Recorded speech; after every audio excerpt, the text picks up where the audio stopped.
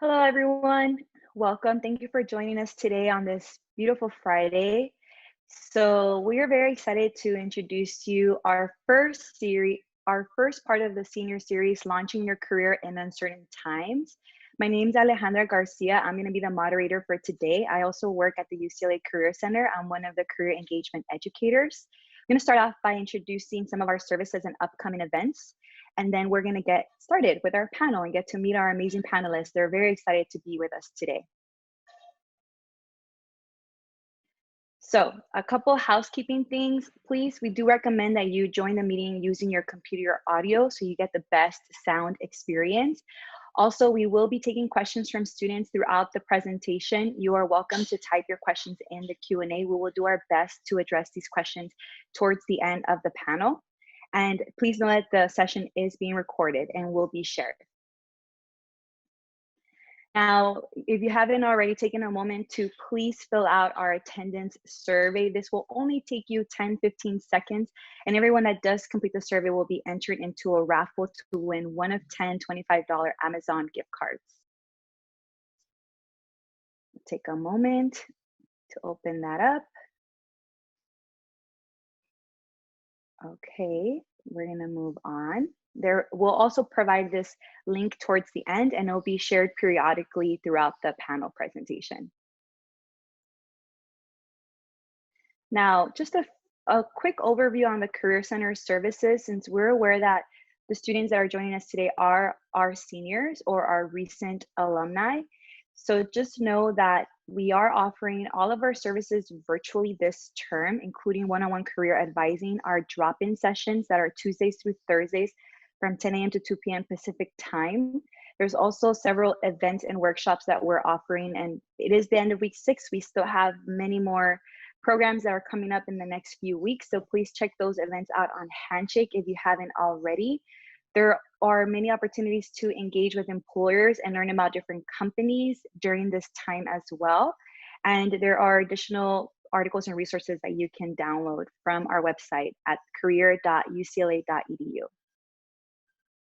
I'm going to quickly highlight the other two parts of our senior series. Next Friday, we have our grad and professional school is now the best time to go. It's going to be at the same time. So it'll be next Friday, May 15th from 12 to 1:15 Pacific time.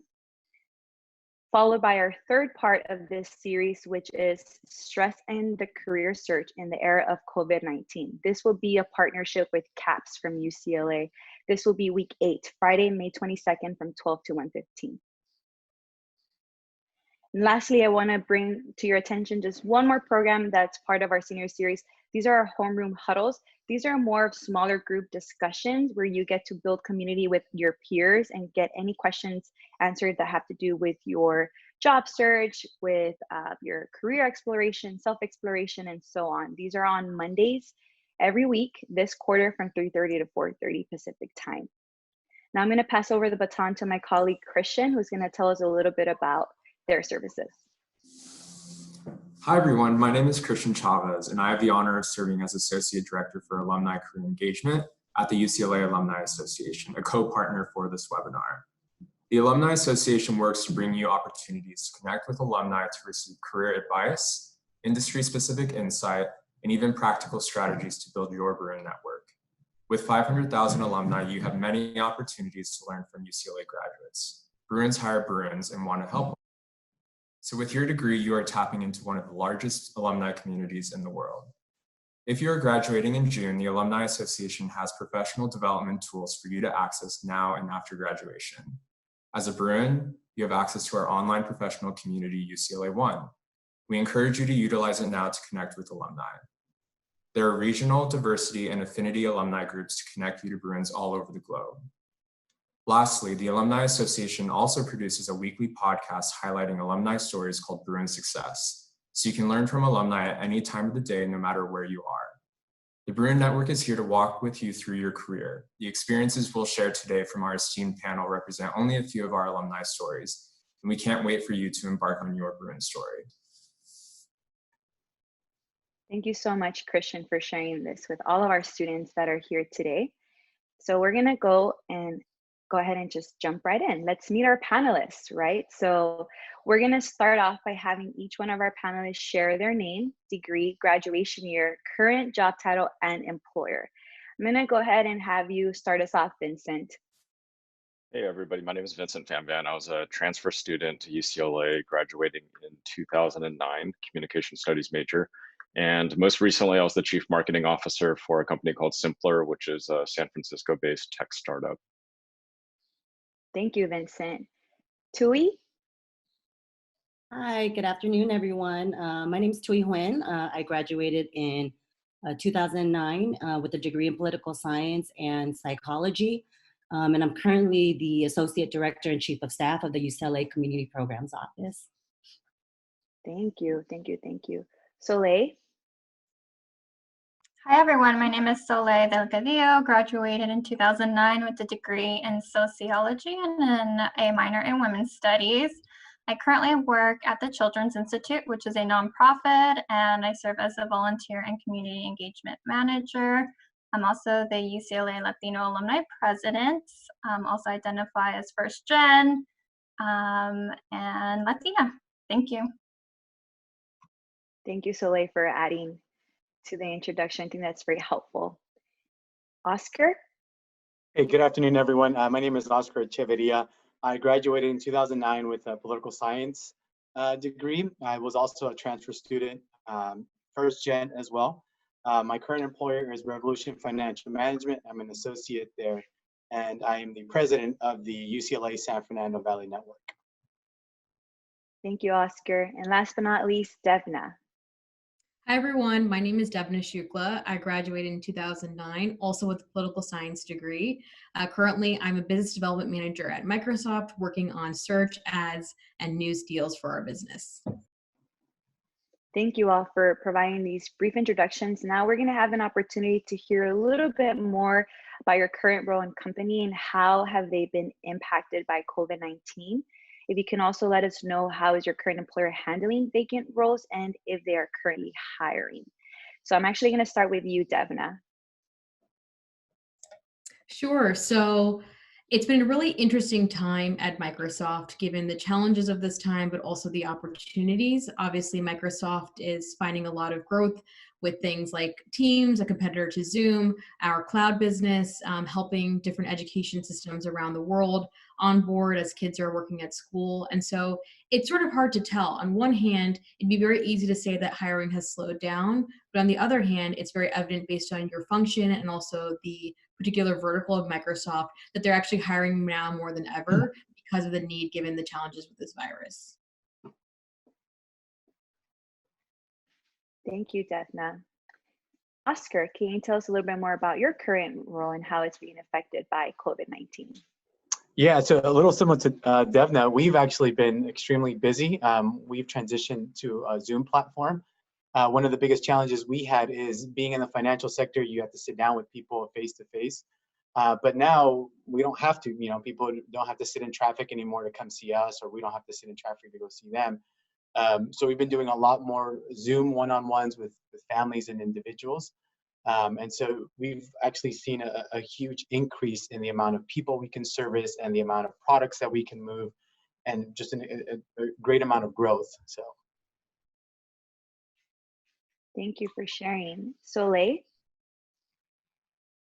So working at my nonprofit, what we do is we provide free mental health therapy and free Head Start education for children affected by trauma. And we serve only in Los Angeles, so in underserved areas like Watts, South LA, Echo Park, Wilmington, and Long Beach. And so a lot of our work has shifted, and the need is, because we are serving a vulnerable population, the need has increased. A lot of our roles include fundraising, and so we're currently experiencing a lot of families who are not able to access resources like food or diapers, wipes. So we have been extremely busy just trying to find resources, and our mental health therapists have shifted to not telehealth, but to working over phone and working with families, and we have Head Start school sites, so we've also shifted to online learning, which has been a challenge because there is a barrier to getting internet for a lot of our families. So we're seeing it, seeing this all unfold. And then also in terms of vacant roles, so we are hiring actually. We're going to have a virtual fair coming up in I think a couple of more weeks, but I'll share that out when we do start hiring. Thank you, Soleil. Tui? Hi, everyone. So I could talk a little bit about the Community Programs Office. We have a few maybe contract jobs that are going to be available probably after the COVID-19 stay-home orders are lifted. Unfortunately, a lot of UCLA jobs right now are on a temporary freeze, just given the uncertainty of the financial resources that the university is going to be having. And a little later in my talk, I can talk a little bit about getting a job at a university. That was kind of my first job after I graduated in the recession in 2009. I do think, once things stabilize a little after the next few months, you will see maybe universities reopening a lot of positions as they think about reopening their doors. And so currently there is a temporary freeze, and so the university isn't hiring at this time. But I do believe that in the next few months, you'll see a lot of contract jobs that are 1 to 2 years opening up, that a lot of, I would say a lot of college seniors should be on the lookout for. And again, just not at UCLA, but at the UC level, and also colleges across the country. And so I do think universities will be a great source for employment. However, there are going to be some drawbacks that we probably saw similar to 2009, including furloughs and potential layoffs and things like that. But again, there's a lot of diverse offices on the campus in academic and student affairs. A lot of these jobs are going to be on the front line in terms of response to university issues, and also our response to COVID-19 in the long term. And so I do think for students thinking about staying in education or tying your student experience to your first job, university life could be an option for a lot of you. And again, it doesn't have to be at your alma mater. It could be at a university close to where you'll be staying once you graduate from UCLA. Thank you so much for that, Tui. And so we're hearing so far from Devna and Oscar and Soleil that there's a lot of opportunities still available. And we're hearing from, in the higher ed perspective, not so much yet. We're going to hear it from Vincent next. But I did want to quickly point out this hiring freezes. There is a resource called Candor that you can all Google search, and that'll help you look at companies that are currently doing hiring freezes. So that's a great resource for you to look into. So Vincent, tell us a little bit more about your current role, how it's affected, and is your company currently hiring? Yeah, like great question. Yeah, our company actually is currently hiring. So we work with hundreds of different companies across a lot of different industries. And I think the biggest thing that everybody should know right now is that there are some industries that are negatively impacted by coronavirus. There are others that are accelerating. I love your advice that you just gave about Candor. Another one, if you go to the UCLA Library website, there's a resource that's called IBIS World. That's IBIS World, all one word. And in there's actually industry reports, and they're putting out COVID-19 industry reports where you can actually tell by geography, by country, by industry, the exact industries that are positively and negatively impacted, as well as the percentage increase that that industry is either growing by or not growing by right now with coronavirus. And so this is such a time where, as you're focusing your job search, if you're just focusing on the industries that are accelerating right now, there absolutely are companies that are rapidly hiring. It's just about being really smart about the resources that you have at UCLA in order to be able to tap into that information and really target your job search. So I'm going to throw a link to the IBIS World in the chat for everybody, but UCLA Library definitely has a subscription to it. So definitely check that out. Thanks so much, Vincent. I actually just private messaged you to please share that link on the chat. So I'm glad you got ahead, and we'll do that. Thank you so much. All right, so we're hearing again, a lot of room where there is opportunity, some areas where there might be some freezes, maybe doing some research to seeing where are my options when we're feeling like we might not have as many.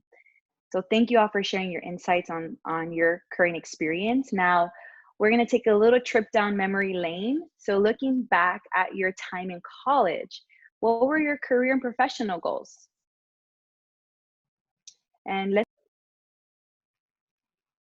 let's go ahead and get started with Oscar. It's a good question, Alejandra. So I was working at the time. For those of you who know the area, I was working at this place called Six Flags Magic Mountain. I was a supervisor over there, so I was a full-time employee, and I was a full-time student. I was looking, once I graduated, to maybe go into law school. I was part of the pre-law society while at UCLA, but I didn't really have a set, goal in place. But I was working, and I think later on when Alejandra asked some of the questions, I think that's what helped me, just kind of put my head down and focus. But my goal was to finish school. Obviously, I wanted to get that out of the way and say I graduated. Now, what happens after? But at the time, I was working, and now that I look back, I was establishing an amazing foundation, which now has led me here. So probably not the best answer because I was working already at the time. It's a perfect answer. We are all in different headspace. We have a different process. So thank you for sharing that. Soleil? So in college, I actually applied with the goal of becoming a school counselor. And so that was my career path. So when I was a senior, I actually applied for grad school and ended up going to Cal State Long Beach to get a master's in school counseling.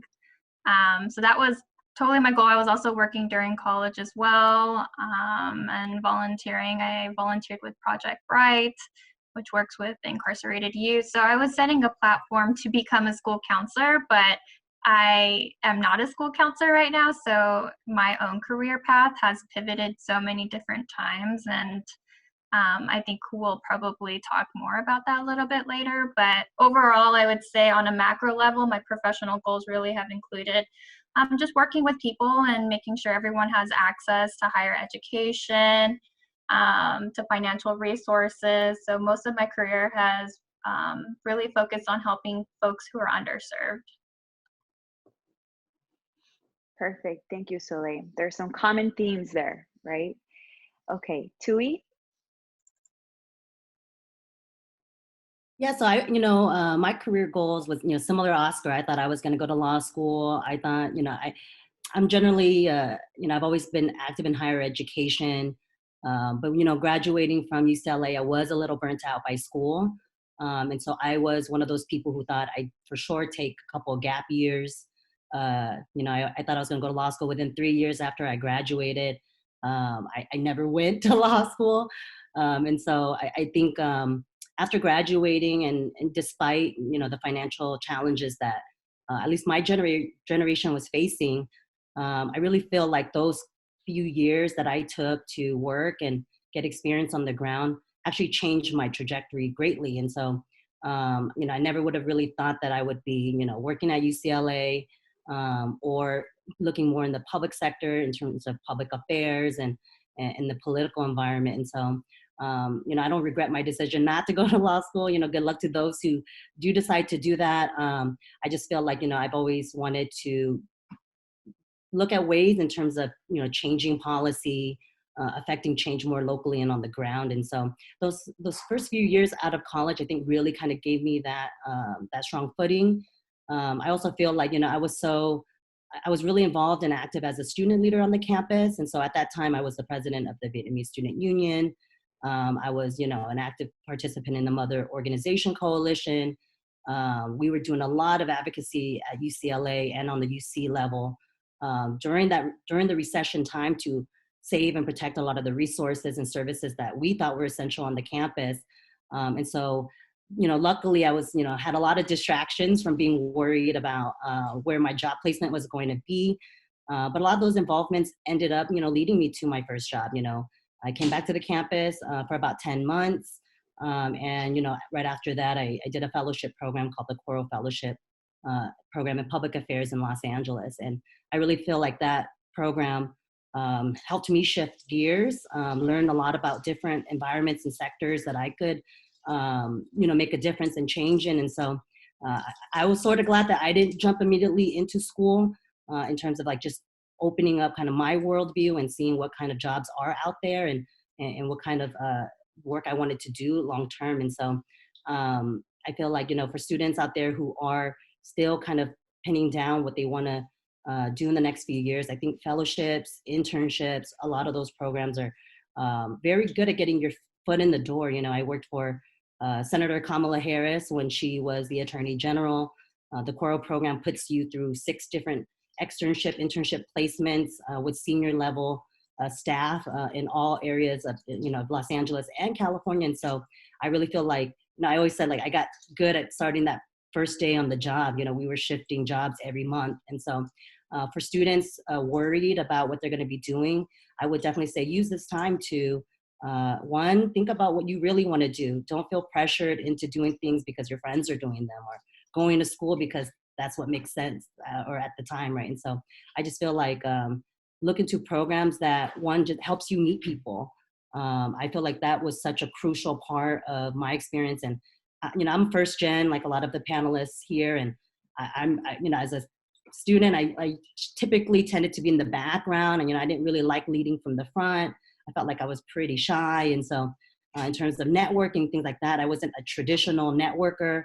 I didn't like collecting business cards. I didn't know how to introduce myself, and I was often intimidated by that process. And so I would say, like, you know, I really spent those 2-3 years trying to, you know, talk to my mentors, talk to people I trusted, helping them and asking them to connect me to people that they knew in the fields that I wanted to be in. And so networking doesn't have to be the scary thing, right? I think if students, you know, I would definitely put it on your mentor's radar, like right now while you're applying or thinking about applying, that you're, you know, that you're looking for work.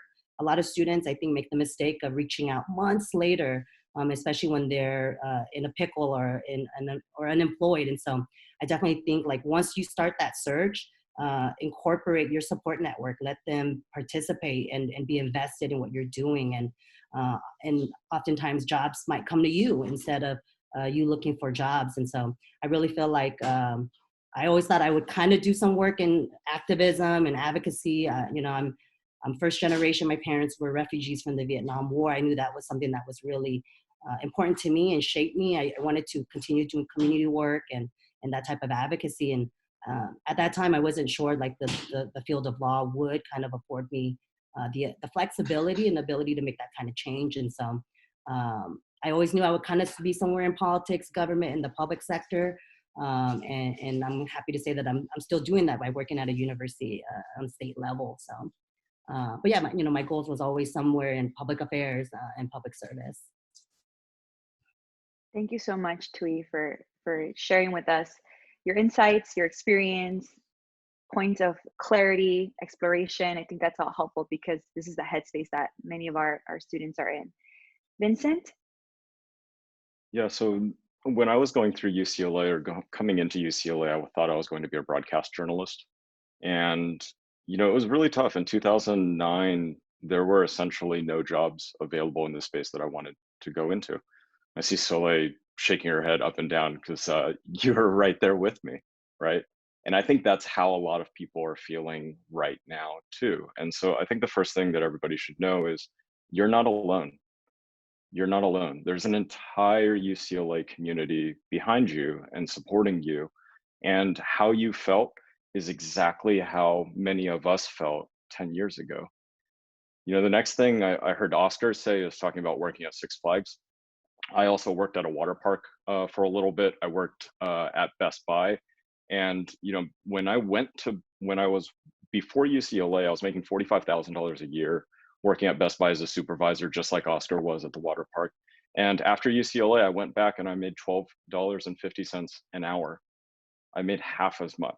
But here's the thing that I learned in that is, for those of you that are concerned about what are the other people are going to think about you, for those of you that are concerned about you, go back and think about the day that you were accepted to UCLA. Like, think about the emotion that you felt that day. You are the same person that day as you are right now. And you are not defined by your last job. You're not defined by your last job interview. You are defined by what made you great and what's going to make you great when you graduate from UCLA. And look at some of the other people on this panel. Everything's going to be okay. You're going to end up okay. This stuff takes time. And it's not saying that the next few years are going to be easy, because it's not. But honestly, these are the things that it took me 5 to 10 years later to realize that it was character building. And the things that I learned at UCLA and the grit and the perseverance that it gave me afterwards, being able to make it through that, being able to figure out how to pay off student loans, being able to figure out how to grab an executive role, a C-suite role in an awesome company, are the things that will end up making you better within 10 years from now as well. So, you know, to answer the question directly, I thought I was going to go to law school the day that I graduated from UCLA. I took Blueprint, I did all the things, I didn't end up doing it. But if I would have known 10 years later that I shouldn't have put as much pressure on myself to know exactly what I thought I was going to do that day, I would have saved myself a lot of sleepless nights. So, you know, you have career goals, it'll end up being okay. Don't feel like you have to know exactly what you're going to do today. Thank you, Vincent. I'm processing because I'm feeling the chills of being a Bruin too. But I completely agree. And we're posing this question as a reminder. We still have to hear from Devna. We're posing this question as a reminder that your goals right now, whether you know what they are or not, you're going to be okay. And I'm so happy that you really emphasize that, Vincent. Okay, Devna. Well, Vincent is certainly a tough act to follow, but I feel very similarly. I'm at the same desk where I was at, you know, so many years ago when I found out I got into UCLA. And so it's definitely a very humbling moment to see how fortunate we are to be part of this amazing community.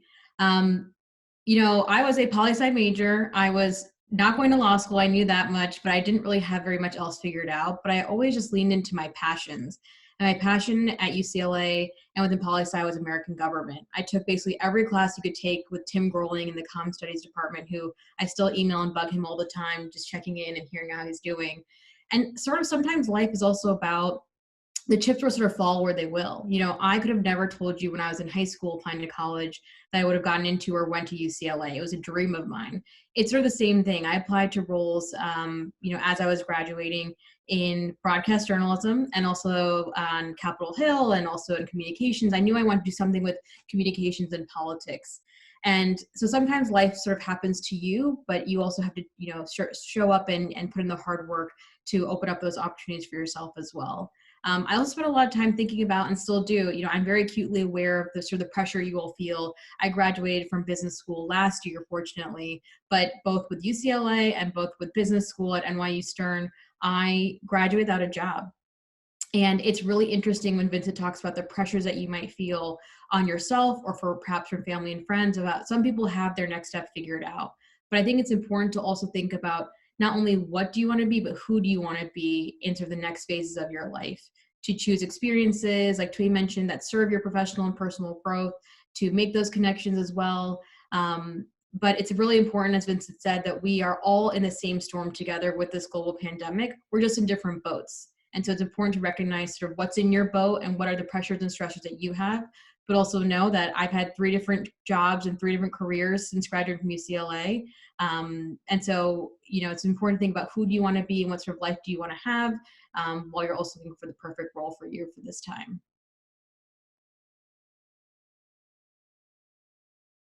Thank you, Devna. We're actually going to start with you this time. So for our next question, where did you land after graduation and what was the process like getting there?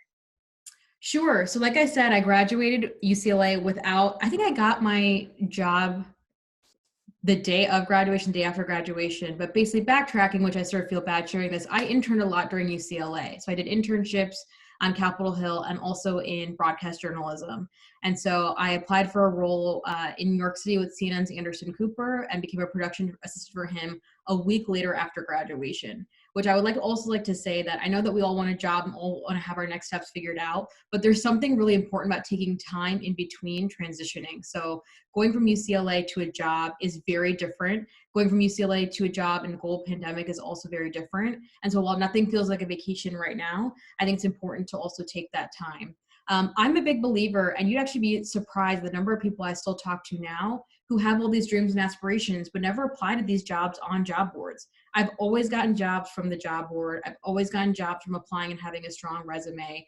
I wish I had some sort of secret uncle who could connect me to different companies and all that, but I've never had that. And so I think it's really important to look at your resume, focus on the things you can control, the strength of your resume. Are you showing and highlighting your skills in the best way possible? Are you looking at a job board? Like I'm sure Microsoft has a million jobs right now. Are you looking at roles that you could do today and that are also a little bit of a stretch as well? And are you tailoring your cover letter and your resume to those experiences? And are you applying to them online, and are you following up? You know, I think those are really, it sounds very basic, but I think you'd be super surprised the number of people who don't spend the time on crafting their story, working on mock interviews, and also being ready for opportunities that come together for roles. So I basically got this PA job, production assistant job with Anderson in New York, and moved from UCLA a week later and started my adventure in New York. Thank you, Devna. Such a great tip, right? Know how to articulate your story. And so you have a lot of resources at the UCLA Career Center to help you with that. So do not leave us without a strong resume you feel really confident in. Okay, we're gonna go on to Soleil. Where did you land after graduation, and what was the process like getting there? Sure. So like I mentioned, I actually went to grad school right after undergrad. But like many of my colleagues on here, finding a job while being in grad school was also very difficult. I think you got paid definitely a lot less than you thought you would, especially graduating from college, and even for grad school. My first job out, I was getting paid, I think, like $7.50 at a preschool. And so it's definitely not what I thought it would be like coming after, but it was difficult. I had mentors who I had interned for during my senior year at UCLA who were losing their jobs in the education sector. So they had been counselors for 5 to 10 years, and they got pink slipped. And so for someone like me who wanted to go into school counseling, there was no chance whatsoever. So I had to do whatever it took to get a job. And I actually ended up, I think in 2011, I had maybe 4 jobs. So I was going from one job to another job, and just looking at my tax returns, having to file 4 different jobs it's still kind of insane for me, but you have to pay the bills. I had grad school loans and I had undergrad loans that I need to pay back. And for me, I had to really go out there and network and figure out like where am I going to get a full-time position. And so I actually relied on my other peers who had positions and started asking, well, are there any openings? And so I ended up working at a motorcycle company, which is completely not in what I thought was going to happen, and completely pivoted me in a different direction. But I would say it was probably one of the best decisions, because all the skills that I learned there, like marketing, networking, sales, it has all helped me in the career that I am in today. So I would not knock any position that you thought you're like, this doesn't make sense. Why would I do it? Do it. Say yes, even if you have to move. And I know for, at least culturally, you know, my parents are traditional Mexican American parents. Like, they don't want me to leave. But I wish I had, because I saw some of my other friends who went to lower cost of living areas in the US, and they were able to save a lot more money. So I'm still in Los Angeles, but I would say it's just a lot. I'm sure my other colleagues will have similar sentiments. Thank you, Soleil. Tui? So I talked a little bit about my involvement as a student. And so one of the things that I did my senior year was run a referendum called the Pledge Referendum.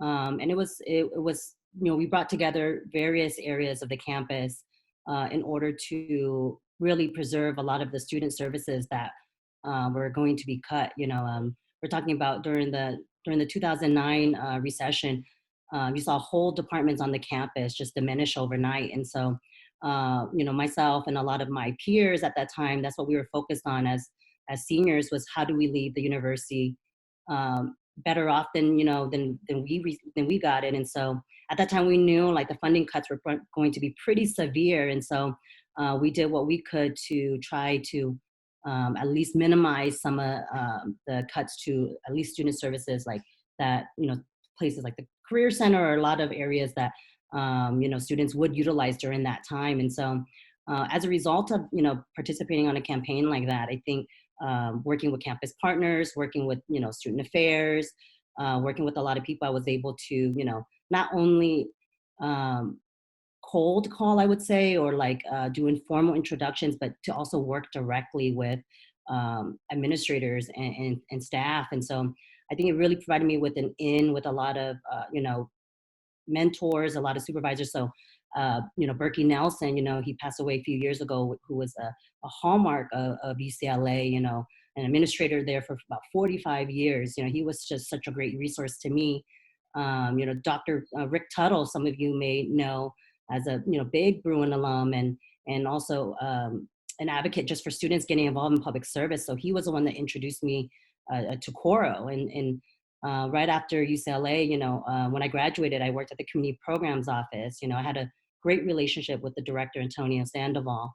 Also his predecessor, Tim Newbaney. You know, I was a CPO intern as a freshman. I had a hard time transitioning to a big institution like UCLA, and really was active all 4 years there. And you know, a lot of my, you know, mentors and the staff there really encouraged me to come back and give back to students who were like me. And so not only was it, you know, a pretty secure job, you know, it was a $40,000 job. And I was able to get that job about 2 weeks after I graduated. And so my gap between school and my professional life wasn't very large. And so, and, you know, we actually were in that, you know, I did 1 year there. I didn't spend too much time, but we were able to launch the CPO Food Closet, you know, which now is the precursor to the food security and basic needs efforts across not just the UC, but across the nation. And so these ideas that, you know, I was a part of when I was really young and you know, just trying to give back to students really helped me to build a professional portfolio. You know, everything that you're doing in college isn't just, you know, for your resume, but like gain those practical skills running campaigns. You know, I was, you know, trying to get on this governor's race in Virginia once. And when I was interviewing for the process, you know, they weren't interested in my grades. They weren't interested in the classes I took. They were interested in the campaigns I ran. And they, you know, asked about, you know, there's fundraising involved. There's a lot of organizing involved. And so those things that you're doing in your senior year, I would really try to sit down and think about how you can market that kind of work into something you want to do full time. Those achievements outside of the classroom, I think, are very fundamental to separate yourself from the crowd that's going to be applying. You know, during the Great Recession, they said we lost about 8 million jobs. And in April alone, this past month, the U.S. Bureau of Labor Statistics is saying we already lost 20 million jobs. The largest unemployment rate being reported since 1939. And so I do think as the competition becomes more fierce, and I think the competition's gonna, you're gonna see the impact in the next few months as, you know, people are getting laid off or their furloughs are, you know, lasting a little bit longer. As young people, you know, who are now graduating from school, you have to think about, like, you're gonna be competing in a job market with people who have 10, 20 years experience on top of you. So I would sit down, think about what you're involved in. How can you shift some of those narratives to land yourself a job? You know, when I was an activist as a student, I don't think I was always I wasn't always the most pleasant student. You know, oftentimes I was feeling like, you know, I wanted to bang down the door and do a lot of advocacy. And my mentor, Dr. Tuttle, really pushed me to go back to some of those people and ask for letters of rec, ask for references. And I remember being at the time thinking, I'm not going to ask the Vice Chancellor of Student Affairs, who I just gave a hard time for 2 years, for a letter of rec. And he really told me, you know, like, at the end of the day, you know, administrators and staff are there to support all students despite, you know, a lot of your advocacy, and they understand the student's role, right? And so, you know, when I applied for Coro, like, I really focused on how can I get the best letters and how can I create the most robust portfolio to set myself apart from particularly a very saturated job market. And so I really think for those of you who are really involved in campus organizations, like tap into the alums that are in those programs. A lot of these projects and organizations have alumni dating way back, and students don't follow up with alums a lot. And I'm sure the Alumni Center and also the Career Center can be helpful in making some of those connections. But do send an email, right?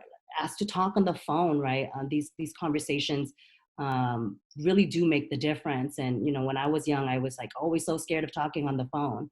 But every time I would reach out to somebody, a lot of these older staff members or administrators or just mentors would say like, no one ever calls me. And they just want to be so helpful to young people and to students graduating. And so I would really, just delve deep into your network, your connections, and try to, and see where it goes, like a lot of the panelists said, like you might not get what you want out of the first application process, or things like that. But at the same time, like that connect can come back around in the next few years when something opens up. Like students who come to me and ask me like, what advice do you have for jobs in this particular profession? Even if at that time I don't have something so concrete, if I have a friend or an alum that comes to me and says, hey, we're looking for somebody great who would be interested in either interning with us or taking a job with us, like the fact that you emailed me even months ago or years ago, or a couple years before, it puts it in the back of my mind that you're a student looking in that area, right? And so I would definitely say like focus on communicating, reaching out and reconnecting with a lot of your mentors and friends over the last 4 or 5 years, for freshman students and for transfers, the 2 or 3 years that you built. I would even go back to your community college. I think that connection that is often lost when you get into college can always come back around. And so, and again, people are always looking forward to hearing from you too and knowing where you're at in your process. Thank you, Tui. I really appreciate that. Being proactive and leveraging your network, right? These are really strong points. Okay, so let's hear from Vincent and from Oscar. So Vincent, tell us a little bit more about your process. I know we all got to share and hear a little bit about that. So any additional thoughts you want to add to this question? Yeah, I did not land well after graduation. I think a lot of it comes down to like, I needed to hear what Devna just said at the beginning of the session, because, I have immigrant parents and they're absolutely incredible and I learned a lot from them, but neither of them worked in corporate America. And when I take a look at my career over the first few years after UCLA, I had friends who did do well, that landed in roles that were close to 6-figure jobs that allowed them to be able to get 6-figure jobs within a few years. And then for me, it took me close to 5 years to be able to catch up to them. And it all came down to the differences that Devna called out a lot of it earlier. And I actually went back a few weeks ago and I started a podcast. It's called How I Got Here. And I invited somebody else from UCLA who I perceived at the time just killed it, absolutely killed it. Came out of UCLA and did stronger than ever. She's been at one company for the past 10 years and it's been incredible. So I'm going to share the link to that podcast, but if I had to sum it down into like the really actionable things, she did a much better job networking than me. She asked everybody that she knew. She did a much better job researching industries and companies that were actually actively hiring.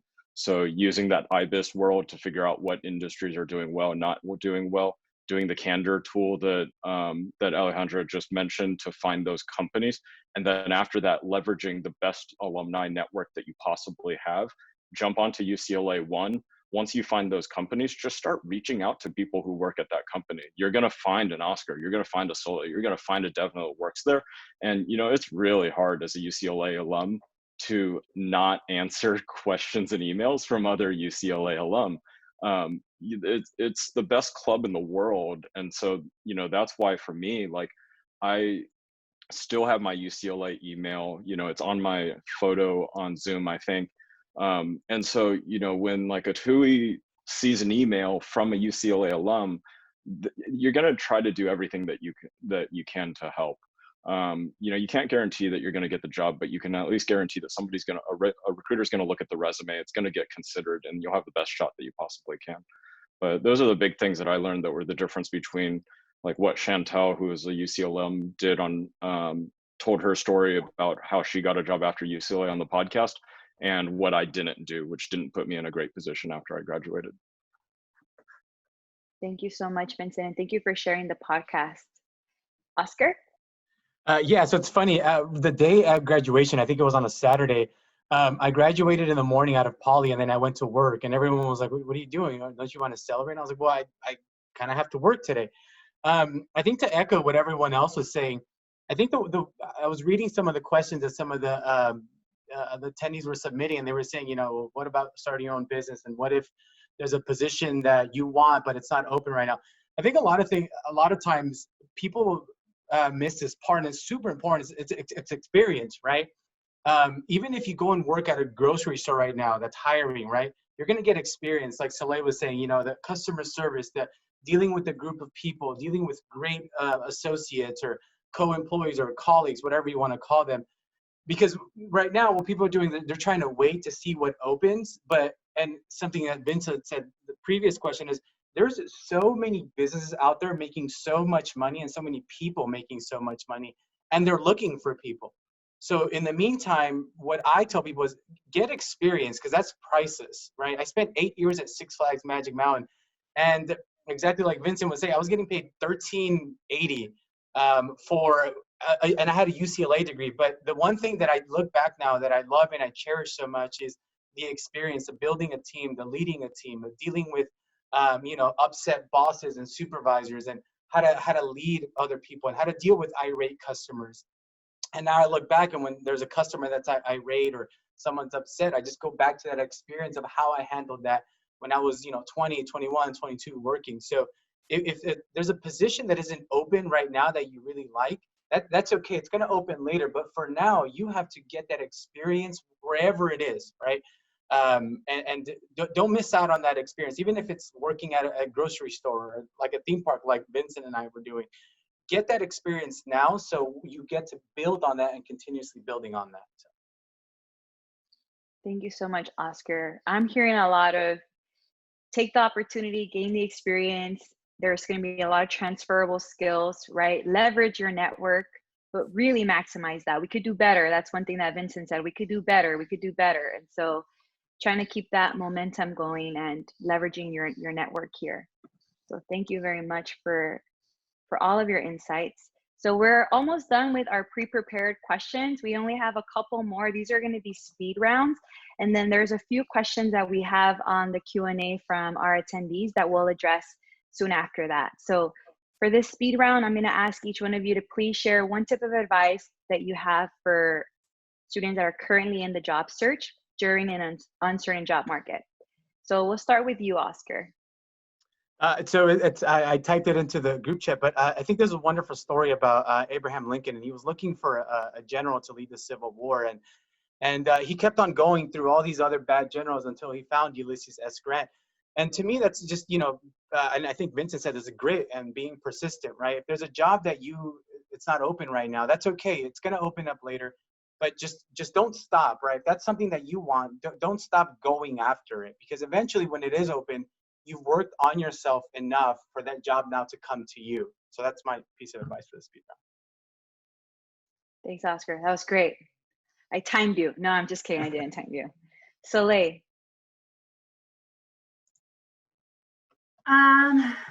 But what advice would I give you all? I would say get out of your comfort zone. I was very shy during undergrad, but in grad school, or I think around like 2013, I started joining the Alumni Association and started going to networking events. And it was a weird experience for me from the start, because I was networking with folks who were doing well in their careers, and they were in the same cohort as us. And it was hard not to put myself down, because folks were doing well. They were talking about designer purses and the homes that they were buying. And so for me, especially being first gen and not coming from a privileged financial background, I would say for all of you who may find yourself in that situation is other folks have advantages that you may not have. So do not put yourself down, and do not compare yourself. I think Vincent, you were talking about this. Don't compare yourself whatsoever, because I have some friends who were able to buy homes, but turns out their parents were able to help them with the down payment. I still don't have a house right now, and I still don't have a down payment. So it's okay. The other thing that I'd probably say is find a job that has retirement built into the compensation, and definitely negotiate. I know when I was getting my first jobs, I was so thankful to even have a job, but I didn't even realize I could negotiate. And I think when you're in that situation, you're like, thank you so much for this. But turns out a lot of my peers who are also getting jobs during that time were negotiating. So don't feel bad. Get that money. Yeah, and reach out to people, especially since I'm first gen. I didn't know how to search. I didn't know how to network. I didn't know how to do any of that. So it's okay to reach out to folks. There's LinkedIn, which didn't exist when we graduated. There's so many social media platforms. So reach out to us. We're here to help. The fact that you're even here is amazing. So that's a leg up already. Thanks, Soleil. Deafna. So I'm seeing a lot of questions in the chat about mental health and also hustling, but also staying motivated. And I think it's sort of twofold. One is having grace. And so Tui's touched on this about having grace that the person at the other end that's receiving your email, you don't know what their situation is. They could be fighting for their job. Their spouse may have lost their job. They may have just had a baby. Like, you never know what's going on with someone else. So I'd say have grace that there are people at the other end of the line who want to help you, but are also going through the storm just like everybody else is. And I think it's important to I would also say tune out the noise. So focus on the things you can control. I know it's very easy to say, oh, well, there's a recession and it's a pandemic and maybe I shouldn't apply and I should just sit back.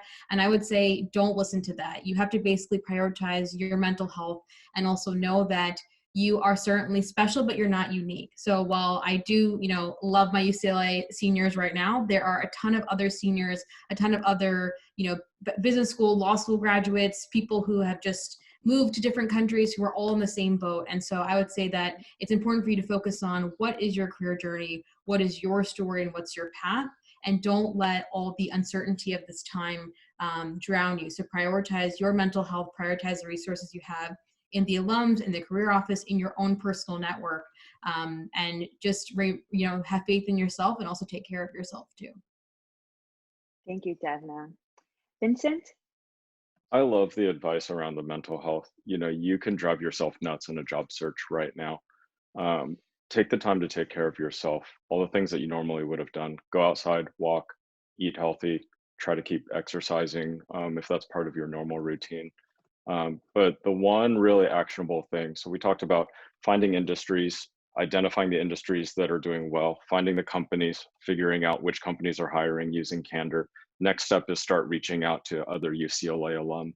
And so whether you're using UCLA One, whether you're using LinkedIn, go onto LinkedIn and start finding people that you're connected with, and just reach out and just say, hey, Oscar, I see that you're at such and such company. Hey, Deafna, I see that you're at Microsoft and that we both are Bruins. Your job looks really interesting. Can we just set up 10 minutes to be able to or just so I can learn about your job? I think people feel really awkward reaching out to people that they don't know, saying, hey, I saw that so-and-so is hiring this role at Microsoft. Deafna, can you hook me up? That's really awkward to be able to ask for that favor. But if you just reach out and say, hey, Deafna, I'd love to learn about kind of your journey and your career, more often than not, that's going to get you a conversation. Thanks, Vincent. I'm hearing those informational interviews, right? It's going in for conversation, not asking for a job. So I think that's really great advice. And last but not least, Tui.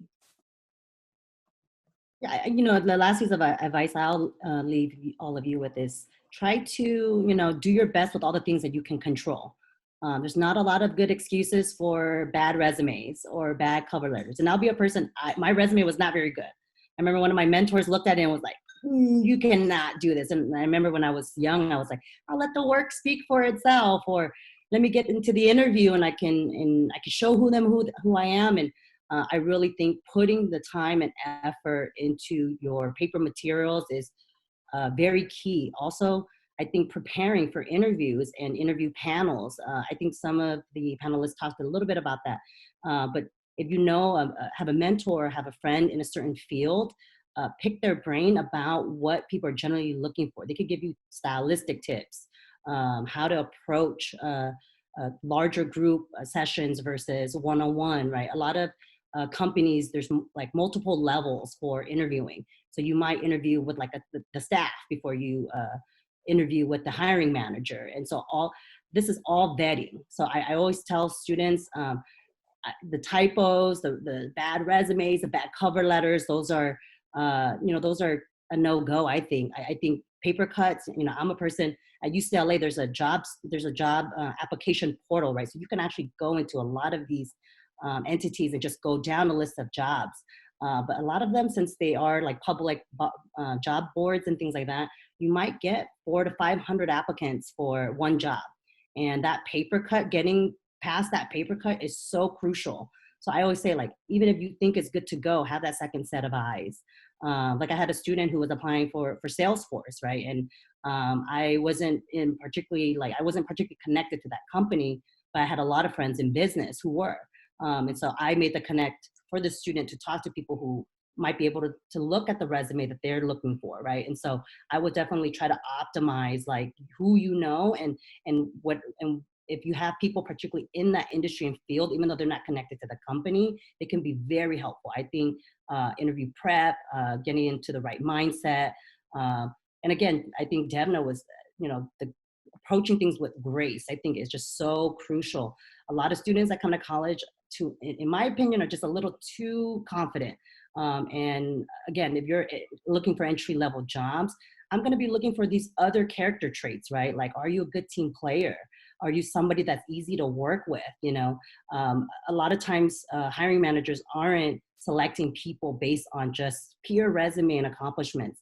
They're looking for a good fit for the team, especially in a position that, again, might be longer, right? If you're going to work with somebody for 10 years, you're going to want to know what you're getting with that person. And so I always tell young people, like, go into the interview trying to be personable and again, not fake, trying to make a connection with whoever it is that's on that hiring committee, because you'll be surprised, like these little gentle things that like I've seen young people do in terms of like defining their character and what they care about and all that, oftentimes will supersede just pure skill.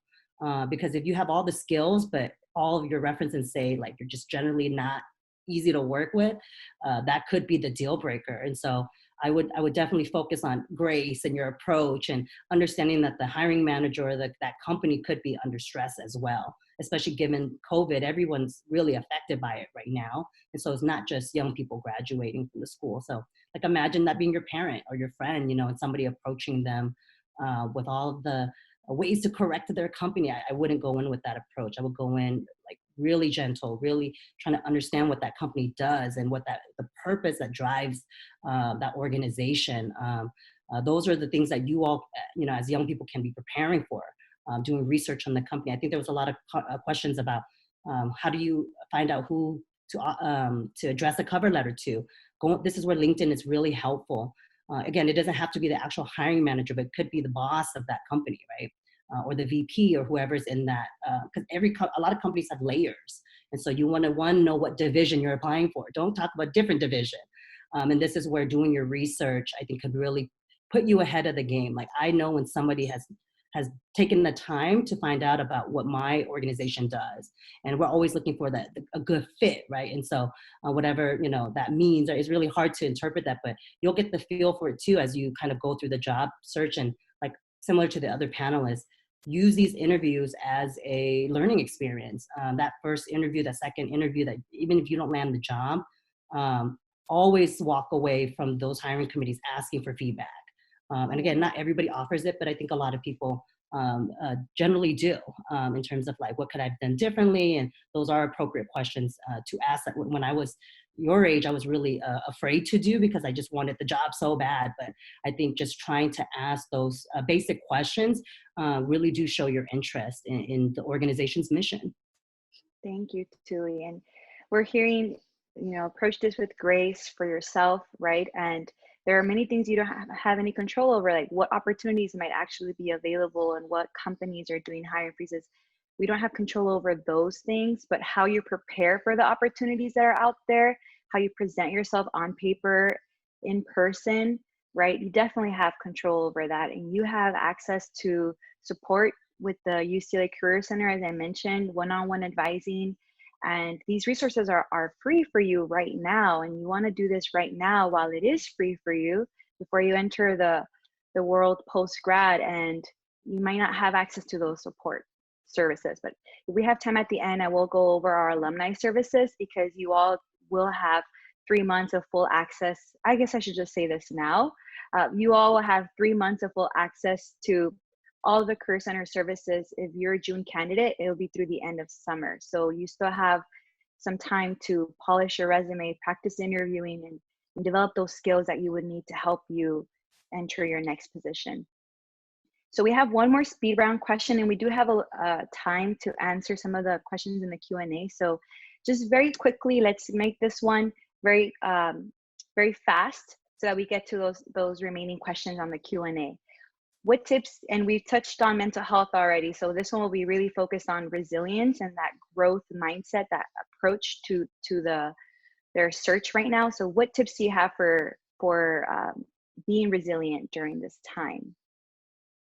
And I'll start with you, Tui.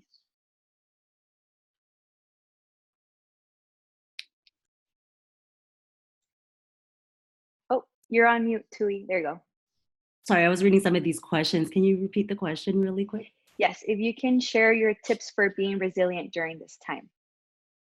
Yeah, I mean, I think there was a question about, hustling versus mental health. I think Devna kind of talked about it a little bit, but I just do think you got to keep on pushing. A lot of you worked so hard to get to college already.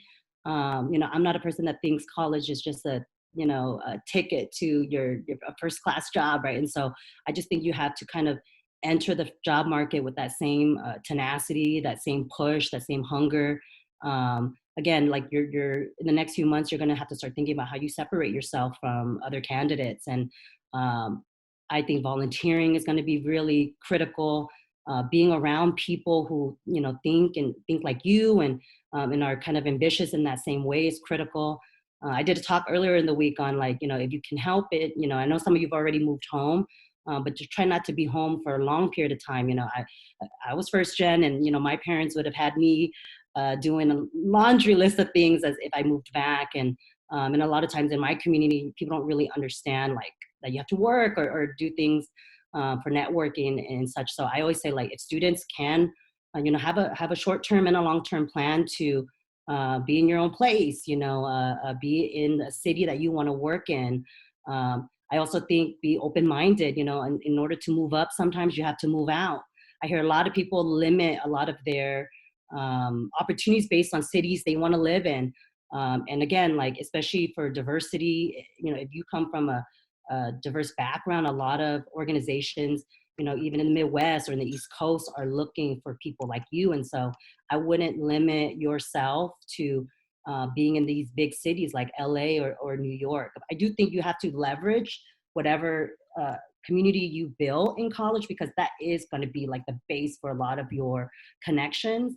But I think being around other people who are going to be positive, working on studying for your exams, if you're going to be thinking about grad school or the job hunt with your friends, again, I think with COVID-19 right now, a lot of students are isolating themselves. Try to remain connected. Build yourself a community, right? A community that will promote you and encourage you, and also ultimately, hopefully connect you to some job. And a lot of these industries, 90% of the battle is showing up. And once, some of these stay-at-home orders are lifted, find a way to volunteer, find a way to meet somebody. It's going to be really hard to find a job from a computer. And so you're more likely to get an interview and to get selected if they have already met you in some capacity. Or you have a sponsor or somebody who will vouch for you, who that matters to them, right? And so I just think whatever field you're in, any industry, there's a lot of opportunities. I would definitely just, keep it pushing and keep hustling as much as you can. I just think this is the time to put in the work in terms of having success long term. Thank you, Tui. We're going to jump over to Oscar. So a few tips, and I know they talked a little bit about mental health, but for me, it's it's find something you love doing outside of school or work, right? So for me, I love reading. I try to read books all the time and different kinds of books. I've been trying to run more often. So one of my goals is once all this is done, I'm going to try to do like a 5K or a 10K. So I'm trying to get ready for that. And then I'm trying to swim a little bit more. Obviously, it's super hot out here in the valley. But a lot of times, we want to focus on work and we want to focus on our job and focus on school. But it's just, we're adding more and more into, something already that we're already stressed out about. So find a way to escape that, whether it's through music or yoga or drawing or writing. Find something that it's going to allow you to take a break from what you're currently doing. And then once you come back to whatever it is you're supposed to be doing, you're going to be able to focus. I know someone in the questions asked from last night in the Excel spreadsheet said, we don't want to, spend time doing other things that isn't getting us closer to the goal. Well, you don't know if yoga is getting closer to your goal. It might be, you're de-stressing your mind. So when you go back to apply for a job, you're in a better, mental space. So find something that you enjoy doing that isn't your norm, right? Like I said, either exercise or something else that's using another part of your brain. And then when you come back to that other thing, you're going to be able to be more focused and, be in a better, place. Thank you, Oscar. Soleil? So I'm reading all the comments on here, and I'll try to address some of them with examples. So one of you asked, if you have an undesirable job, and how do you communicate that to a future employer? I was working at a motorcycle company, and I was applying for the nonprofit industry as a counselor, and I had to communicate why that was valuable to the person who was hiring me, because they couldn't see the connection. So I had to say, hey, I've been in the business world and I know the youth that we serve in this organization, that skill set will be helpful in connecting them to future jobs.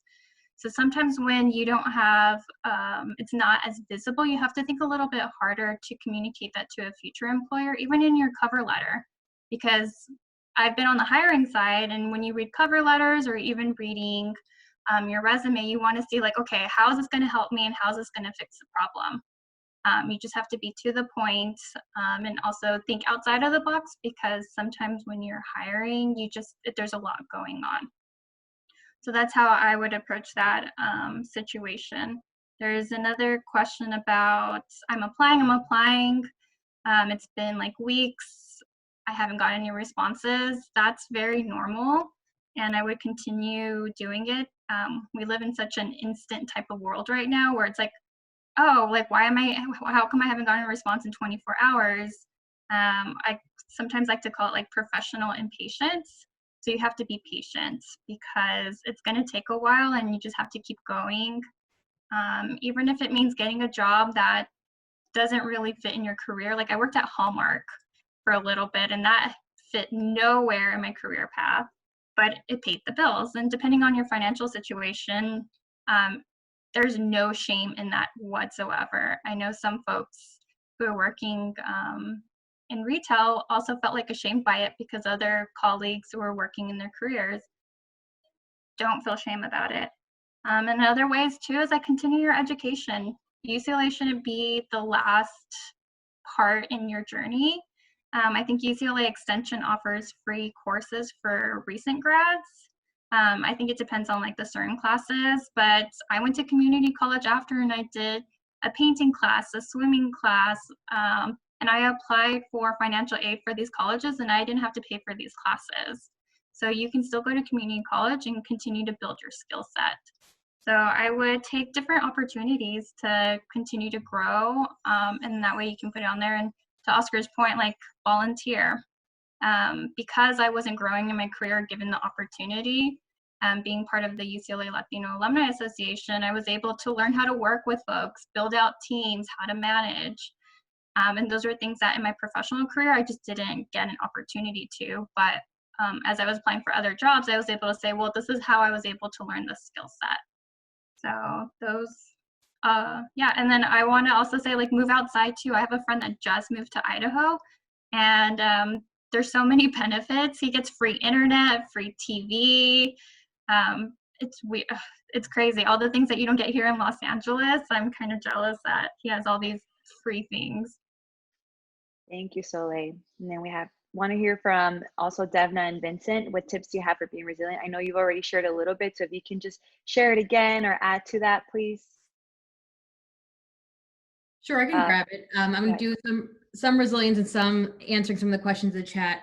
I think the best thing is focus on skills. I mean, I've seen a lot in the chat about like, well, what if you don't have like the best job? What if you aren't doing something within your major? And I think that, again, I want to fully acknowledge this is not a vacation. That, you know, I don't believe that this is the time for me to learn a new language because I'm just trying to do the best that I can in this environment. But I will say, you know, to Soleil's point about education, there are always different skills that you can refine or grow at every single job. I mean, literally, if you're working at any sort of retail or fast food or whatever the job is, whether you're babysitting and helping out a family member, there are skills that you can grow and work on within yourself to not only add to your toolbox of skills that you have, but also to give yourself a sense of purpose as well. You know, are there startups out there that are struggling that would, you know, use free interns? You know, as long as you can put on your resume, you say it's an internship, and if you can afford to do that for free or volunteer at the same time, you know, you guys have a lot of skills because you are just fresh from the classroom, know way more about different industry trends. Like for me, the number of times I hear about TikTok in a day is astounding. And also the fact that I could barely use it myself. I mean, if someone said like, hey, you know, I'll teach you how to use TikTok, or I'd love to show you about this new, you know, tech innovation I saw in your industry, it'd be super helpful because you never want to be that person who's also, you know, outside of the gaps of your, you know, vertical and don't know what's going on too. I also want to acknowledge the international students in the chat. I unfortunately don't have great advice for you, but I want to acknowledge that it is a tricky situation to be in across the board. But I would say that I think it's important to look at your next step as no one's going to, you know, get the, I'm trying to say this in a very delicate way. You could get your dream job for sure after this, but it's never going to be the last job that you have. You're always going to want to grow and learn, whether it's the company or the field that you're in. So I think it's important to look at every opportunity in the short and long term on how can this add to your story and how can you go into any opportunity leaving with not only making a better impact on that group and organization, whether it's volunteering, a startup, you know, a family business, but also think about how you can also get a skill from that to show that on your resume as well. Thank you, Devna. And then last but not least, Vincent, before we jump into student Q&A. It's not what anybody wants to hear, but failure is part of the process. I didn't get into UCLA the first time I applied because I had, I think, a 3-point something GPA in high school. But the only way that you can really fail is if you give up. And giving up is really not an option. You know, when you take a look, J.K. Rowling submitted her manuscript 12 times before a publisher finally accepted Harry Potter. Thomas Edison made over 1,000 light bulbs before he actually had one that worked. Steve Jobs got fired from Apple before actually getting rehired at Apple and turning it into something incredible. So, you know, as an Asian American who didn't make it into UCLA the first time that I applied and then worked in a retail role after I graduated from UCLA, I failed on all accounts. You know, eventually I was able to pay off my student loans. Eventually, you know, my wife and I, who I actually met at Poly Pavilion at a basketball game, you know, we got married. We have a beautiful, you know, almost 1-month-old baby. It all worked out. But, you know, if I would have thought about those points of failure at that time, you know, I would have said, oh, this is the end of the world. This is horrible.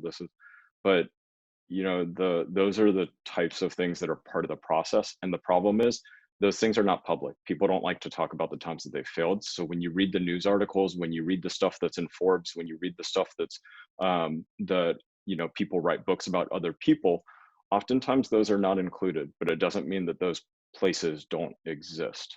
It's just not what people post on social media, but that's going to be true for every single person who is successful, is they're going to have those things that are part of their story and part of their journey. And it'll be part of your journey as you navigate the next 10 years towards your success as well. Thank you, Vincent. And congratulations. Okay. Thank you. So we have several questions in the Q&A that are actually from our international students. Now, I'm not sure how much you all might be able to share, but we are getting questions here, and I want to make sure we provide them with some guidance and some insight too. So let's see here. Just gonna quickly scroll, or I think, oh, they're not there anymore. But any insight to share for students that are international students. I'm not sure if maybe you know about your employer, whether they're hiring international students who apply for CPT or who will be, sorry, applying for OPT. Any insight to share there? I don't have any. I would use the resources that Vincent shared, like Candor. I would do a lot of research. I mean, there's got to be, you know, whether it's you start your own list and your own research and you crowdsource that with your friends as well who are international students. Again, I really empathize with the international situation because I know even when my business school classmates who graduated a year ago, it's certainly very challenging. But I would say the best thing you can do is, you know, bring that up in conversation about, you know, to learn more about what a company's official stance is or isn't at this time. But to also think about how you might be able to, you know, band together and make more informed decisions too on where you're applying and sort of understand the expectations, you know, behind that application too. Thank you, Devna. And I will also strongly encourage all of our international students who are still with us right now towards the end of this panel presentation to schedule an appointment with one of us one-on-one. We do have a close relationship with the DASHU Center. We will work closely with you one-on-one with your job search and help you with how we speak to employers and request those letters, how we might transfer our skills. And so we highly encourage you to meet with us. We do have appointments available. Go on Handshake and schedule a one-on-one appointment with us and we'll support you. So thank you for sharing those insights. Now there's a few other questions here. I think Soleil already addressed this a little bit. There was a question from, oh, and it just went away. So it was actually about if you're going into positions that are outside of your major, and you did talk about your experience working at the motorcycle company, and you were actually going into nonprofit. So we talked about transferable skills and highlighting your transferable skills on your resume. So that one's been addressed. We're gonna go ahead and look at some of these other ones here. How long is too long a gap year to have on your resume if you're constantly looking for jobs but don't get offers? Right now, anyone, yeah. I think Thank you, right Vincent. now, something that everybody should know is that these are really odd times. Some of the most talented people that I know that I've ever worked with have jobs. And so in the past, you know, having large job gaps reflected poorly on candidates because of the long time of unemployment, I would say, and I've heard from employers this past week, a lot of them are giving people a pass this year. With that being said, though, you know, you can start a Shopify store, you can start a blog, you can start reaching out to companies and asking to work on projects. And there will be many companies who will end up saying, yeah, you know, we do have a project that we need help with. We'll pay you minimum wage while you work on that project. And that actually gives you the exact experience that you need to be able to jump into another job after that. So it's definitely things that you can do to kind of take destiny into your own control. Thank you, Vincent. We're going to go on to next question. This one's about skills. So we are going to highlight transferable skills. What skills should we emphasize? There's a question here on, and this is more of a concern on our humanities and social science students who are going to highlight more of the soft skills. So what are some examples of skills you would recommend they should highlight on their resume? Anyone can go. Yeah, I kind of touched on this on another question, and I know Soleil brought this up too. To me, it all boils down to people, right? If you want to start your own business, if you want to go work for somewhere else, you're going to be part of a team. You're going to have a supervisor. You might not have external clients or sales, but you're going to be dealing with people. So the one thing I learned a lot at Six Flags Magic Mountain was people, right? I had 18, 19-year-old, people. Then I had 56-year-old people. Then I had bosses. I had customers and guests that were, coming in and out of our theme park. So now that I look back, it all boiled down to people, how you deal with people, how you interact with them. And when all this ends, all these jobs are going to start hiring people, right? Or new companies are going to come out of this, right? A lot of people say, well, I wish back in the day I could invest in, Amazon or Apple. And now people are like, well, I wish I would have invested in Zoom. I'm like, well, what are you missing out in right now that 5 months from now, 5 years from now, you're going to look back and say, I wish I would have done that. Well, what are you missing out on right now that the people, the network, the experience that you're missing out on right now that later on is going to be of service? So I think to me, it boils down to people and how you interact with people. Okay, so highlighting their relationship building skills, communication skills, those kinds of skills will be really important to highlight. And quick plug for our career guide, the UCLA Career Center. If you go to our website, on our homepage, you'll see our career guide. You download that, and we actually have a list of action verbs that you can utilize to help you build out your bullet points. And these are actually organized by type of skill. So you'll see communication, organization, technical, leadership, management, analytical, and it'll give you a list of different ways you can communicate that on your resume. So all of your bullet points should start with those strong action verbs. And so want to make sure that we answer a couple more questions here, but Soleil, did you want to add to that? Yeah, I would say, so I manage folks right now, and depending on the job that you're looking for, I would say being outside of your comfort zone. When I say that, the folks that I manage are a little bit younger and do not want to get on the phone, do not want to call. And honestly, if I were to hire folks, I would want folks who are like, yes, I will get on a phone call and do whatever needs to be done to get, you know, whatever result. Conflict, how do you deal with conflict? Even your own personality, like how do you respond to folks or get feedback? Those are all interpersonal skills that hiring managers want to see. Like, are you going to be easy to work with? And, you know, how efficient are you? And I think those are things to really think about as you use this time. I love the advice that Oscar and Soleil gave. You know, the thing that I would add to it is your experience at UCLA. Like, I've looked at thousands of resumes at this point. You have the experiences at UCLA to be able to really stand out if you use the right action verbs, as well as if you quantify the results. Meaning that if you started a student organization and you grew that student organization from 20 people to 100 people, you should be showing that on your resume. If you ran a philanthropy event and you were able to raise $4,000 for a nonprofit, like, you got to put those numbers on your resume for exactly what you did there. And you know, that applies across regardless of what student organization you were in. But I can't believe how many resumes that I've seen where it reads like a job description and not like a resume. What I mean by that is a job description would say something like, provide good customer service skills to people at Six Flags Magic Mountain, versus a resume really needs to say, I was able to raise customer service results from 15% to 20% or something like that. Although 15 and 20 would both be horrible. So pretend I said 80 to 85. Thank you. And that's great advice. That's the difference between a resume that communicates that you're a doer versus an achiever, right? Someone that's contributing, and you want to highlight those results.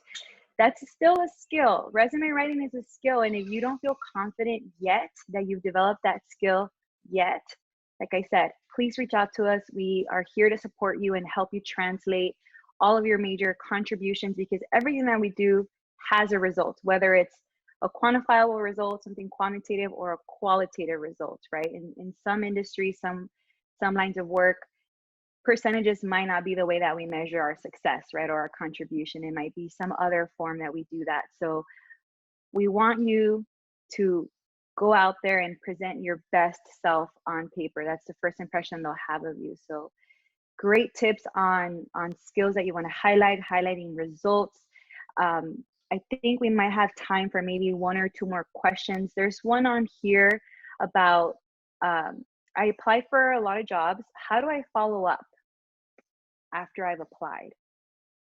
So I think I was the one who started this discussion thread. So my intent with following up is sort of twofold. One is, if you applied to a job in the job board, is there, again, it's another action item on your end, which is, can you go back to your community, you know, your mentor, I call them your board of directors. So the people that are in the industry or might work for the company, and say, hey, I actually really like this job for X, Y, and Z reason, because of X, Y, and Z experience I've had as well. I want to share with you. If you come with me for, I applied to a job at Microsoft, you usually can't help because of the size of the company. But if you said, I applied to this role in business development, I could then maybe see, okay, who's a hiring manager, and use my internal tools to look at.